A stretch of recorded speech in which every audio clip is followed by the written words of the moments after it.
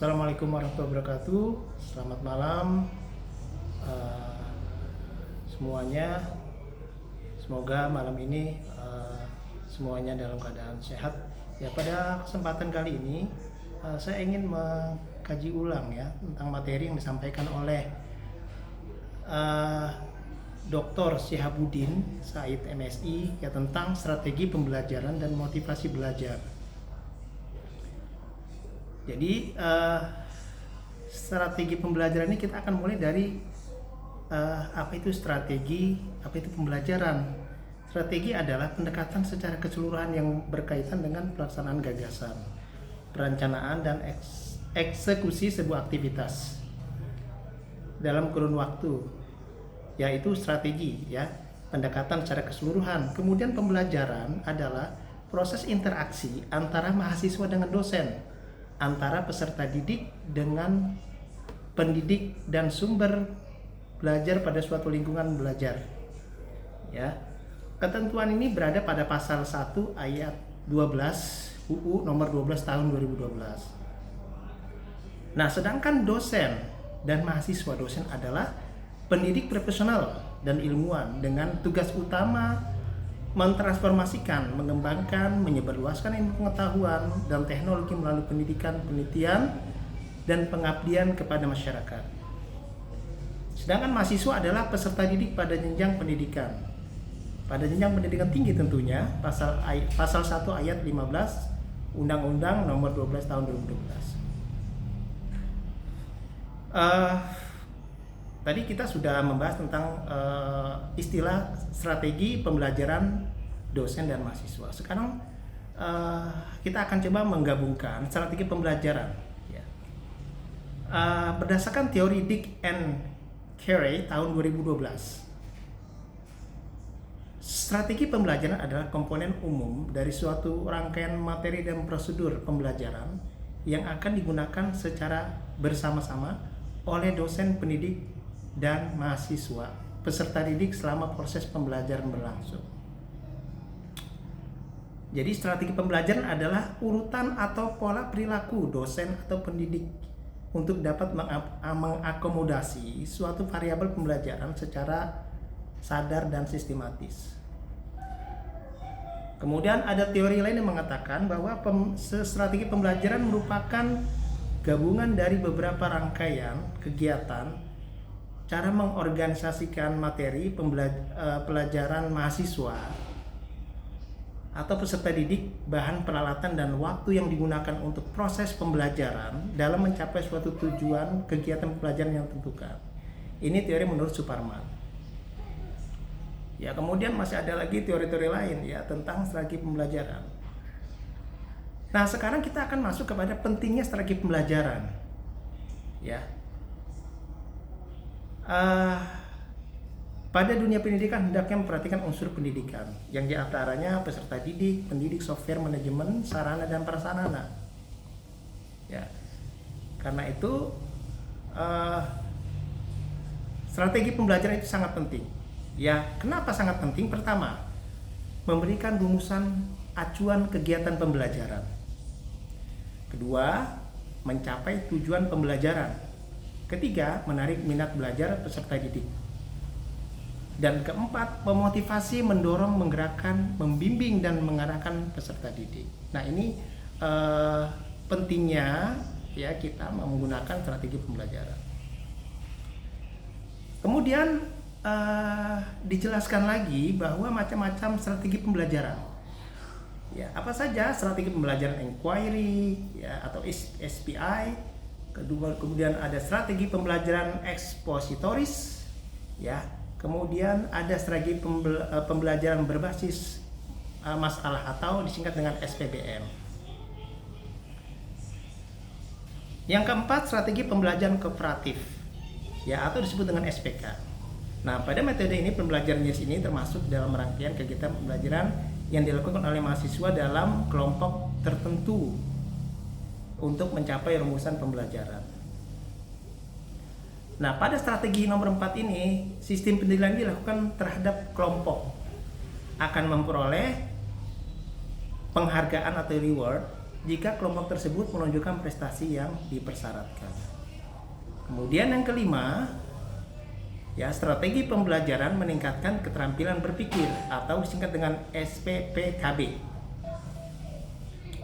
Nah, tadi penjelasan tentang strategi pembelajaran. Ya, berikutnya karakteristik proses pembelajaran. Ya, apa saja?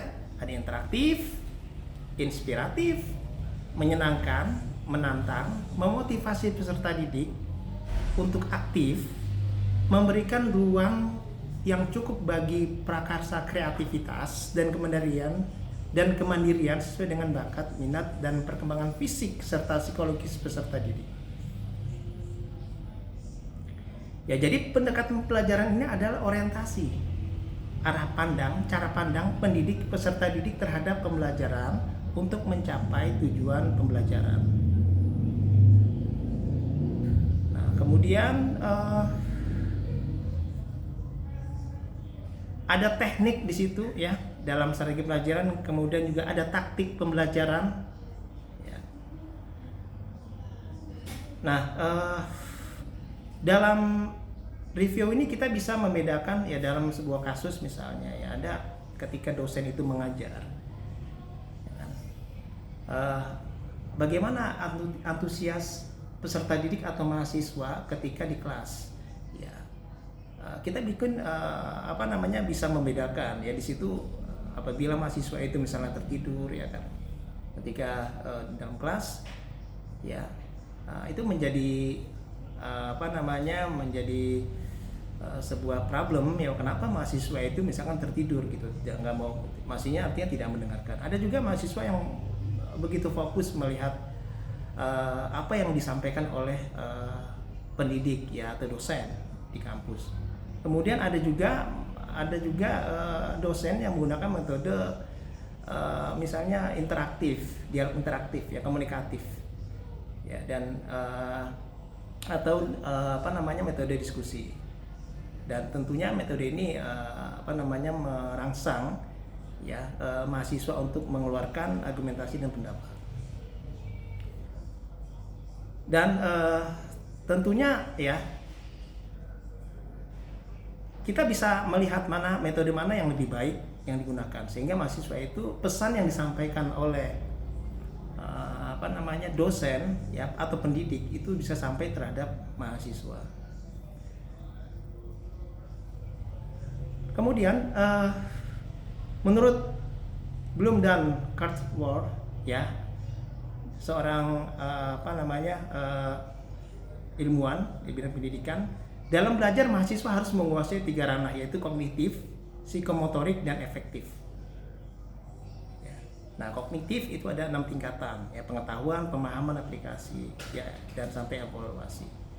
Kemudian psikomotor, ya, mempunyai 5 tingkatan, yaitu peniruan, ya, atau penggunaan, ya, melakukan gerak, ketepatan melakukan gerak dengan benar, perangkaian melakukan beberapa gerakan, dan naturalisasi. Kemudian efektif. Efektif itu, ya, ada berapa tingkatan. Yang pertama pengenalan, ya, ingin menerima, kemudian merespon, aktif berpartisipasi, ya. Kemudian 3 penghargaan, ya, memberikan reward misalnya. 4 pengorganisasian, ya. 5 pengamalan. Ya, artinya apa? Kalau kita aplikasikan, ya, teori ini misalnya dalam kehidupan sehari, misalnya saya mengambil contoh dalam Islam itu orang melaksanakan sholat misalnya. Secara teori, ya, orang ini memahami secara kognitif, ya, memahami syarat dan rukunnya, ya, gerakannya seperti apa, ya kan. Kemudian juga apa syaratnya, ya. Dan setelah itu efektif, ya, apakah, ya, sholat itu mempunyai aplikasi terhadap perilaku misalnya. Nah, ini penting sekali, ya. Artinya ini ada korelasi, ya, dengan antara pemahaman dengan perilaku. Ya artinya orang yang paham melakukan misalkan sholat, misalnya ibadah, ya maka tentunya akan berimplementasi terhadap perilaku. Artinya sholatnya baik maka mencerminkan perilaku yang baik. Kemudian dalam review ini juga dibahas tentang motivasi belajar, ya. Motivasi belajar. Kita mulai dari etimologi movere, menggerakkan, ya, yang menimbulkan perilaku, mengarahkan perilaku, mempertahankan intensitas perilaku. Nah, motivasi ini, ya, adalah kekuatan atau energi, ya, seseorang yang dapat menimbulkan tingkat persistensi dan entusiasme dalam melakukan suatu kegiatan. Ya, artinya seberapa kuat motivasi yang dimiliki individu akan banyak menentukan terhadap kualitas perilaku yang ditampilkannya, baik dalam konteks belajar, bekerja maupun kehidupan lainnya. Jadi motivasi belajar ini sangat penting. Ya, karena motivasi belajar adalah seorang siswa belajar karena didorong oleh kekuatan mentalnya. Ya, jadi motivasi ini ada hubungan dengan mental. Ya, jadi kalau mentalnya itu baik, maka akan mempengaruhi terhadap motivasi belajar siswa. Ini menurut Mujiono, ya, tahun 2009. Kemudian masih ada lagi pengamat lain yang membahas tentang motivasi, ya. Nah, ciri-ciri motivasi ini ciri-ciri motivasi belajar ini menurut Sardirman antara lain: A. Tekun menghadapi tugas. Ya, kedua, ulet menghadapi kesulitan. Selanjutnya, menunjukkan minat terhadap bermacam-macam masalah untuk orang dewasa misalnya. Kemudian lebih senang bekerja mandiri, cepat bosan, dapat mempertahankan pendapatnya, tidak mudah melepas keyakinan yang diyakininya. Ya, artinya istiqomah, ya, arti di sini, ya. Jadi orang yang sudah menganut suatu keyakinan, maka harusnya istiqomah, artinya teguh pendirian, ya, tidak melepaskan begitu saja apa yang diyakini. Senang mencari dan memecahkan masalah solusi. Nah, fungsi motivasi belajar, ya, sebagai pendorong untuk membuat sesuatu dari setiap aktivitas yang dilakukan. Kemudian penentu arah perbuatan, yakni ke arah tujuan yang dicapai. Menyeleksi perbuatan, pendorong usaha untuk mencapai prestasi. Nah, apa saja bagaimana cara menumbuhkan motivasi belajar mahasiswa? Memberi angka, memberi hadiah, kompetisi, ego involvement, ya, memberi pujian, ya, dan sebagainya. Nah, kemudian teori motivasi kita jangan menuai ada motivasi dan penguat, hadiah dan penguatan, kognitif, ya, dissonance, ya, dan sebagai teori atribusi, ya, self worth, menghargai dirinya sendiri, ya, dan masih ada beberapa teori yang membahas tentang motivasi. Menurut teori Maslow, orang dimotivasi oleh kebutuhan atau ketegangan diciptakan oleh kebutuhan untuk bergerak menuju tujuan di mana mereka percaya akan membantu memenuhi kebutuhan.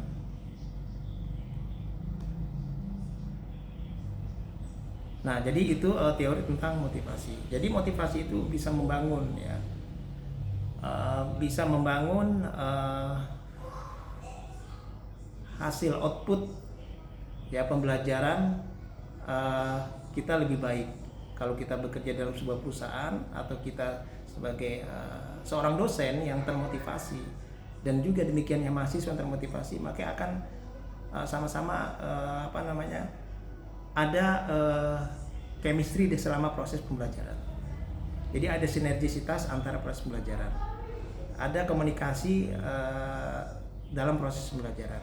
Nah, itu ada motivasi yang harus dibangun.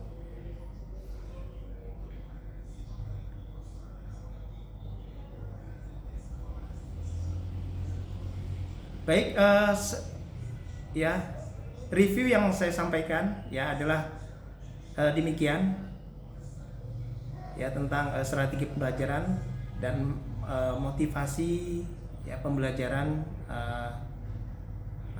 dalam proses ya di kelas maupun di kampus. Artinya pembelajaran itu tidak hanya di ruang kelas ya.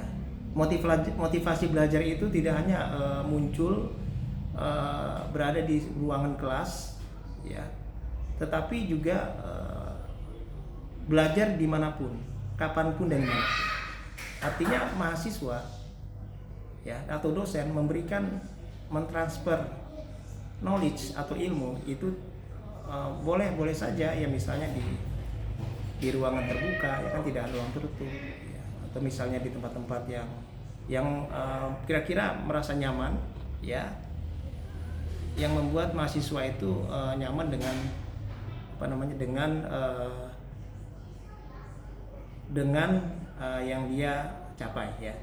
Artinya dengan kenyamanan itulah maka mahasiswa itu akan merasa enjoy ya, akan membangkitkan motivasi mahasiswa ya, sehingga antara dosen dengan bisa mencapai tujuan yang ingin dicapai. Itu saja yang dapat saya sampaikan ya, review pada malam hari ini. Mudah-mudahan bermanfaat buat kita semuanya ya. Terima kasih. Selamat malam. Assalamualaikum warahmatullahi wabarakatuh.